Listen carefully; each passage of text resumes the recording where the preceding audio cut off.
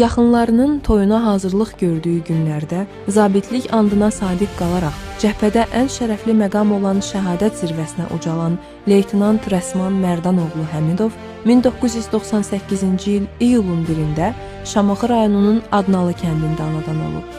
Ailəsi ilə birlikdə paytaxt ətrafına köçən Rəsman 2004-cü ildə Bakının Müşfiqabad qəsəbəsində yerləşən 320 nömrəli tam orta məktəbin 1-ci sinfinə addımlayıb. Peşəkar hərbiçi olmaq istəyi onu 2012-ci ildən Cəmşid Naxçıvanski adına hərbi liseyə aparıb.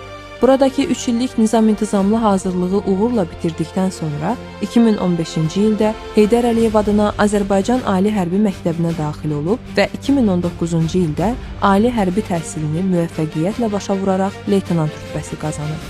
Akademiyadan məzun olduqdan dərhal sonra 2019-cu ildən etibarən Azərbaycan Silahlı Qüvvələrinin Beyləqan rayonundakı en saylı hərbi hissəsində taqım komandiri kimi peşəkar zabit fəaliyyətinə başlayıb.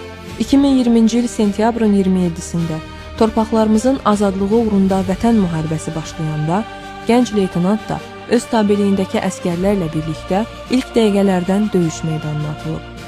O cəbhənin ən qaynar nöqtələrində Cəbrayıl rayonunun və strateji əhəmiyyətli Hadrut qəsəbəsinin işğalçılardan təmizlənməsi əməliyyatlarında fəal iştirak edib, hərbi tapşırıqların icrasında öz şəxsi nümunəsi ilə seçilib. Oktyabrın 17-sində Hadrut istiqamətində mövqelərin möhkəmləndirilməsi və düşmən hücumunun qarşısının kəsilməsi zamanı baş verən şiddətli atışmada tabeliyindəki əskərlərin önündə vuruşaraq qəhrəmancasına həlak olub. Rəsman Həmidov Şamaxı rayon Şəhidlər Xiyabanında dərin ehtiramla torpağa tapşırılıb. Subay idi. Azərbaycan Respublikasının Prezidenti İlham Əliyevin sərəncamlarına əsasən Rəsman Mərdanoğlu Həmidov ölümündən sonra vətən uğrunda Cəbrayılın azad olunmasına görə, Füzulinin azad olunmasına görə cəsur döyüşçü medalları və 3-cü dərəcəli rəşadət ordeni ilə təltif edilib.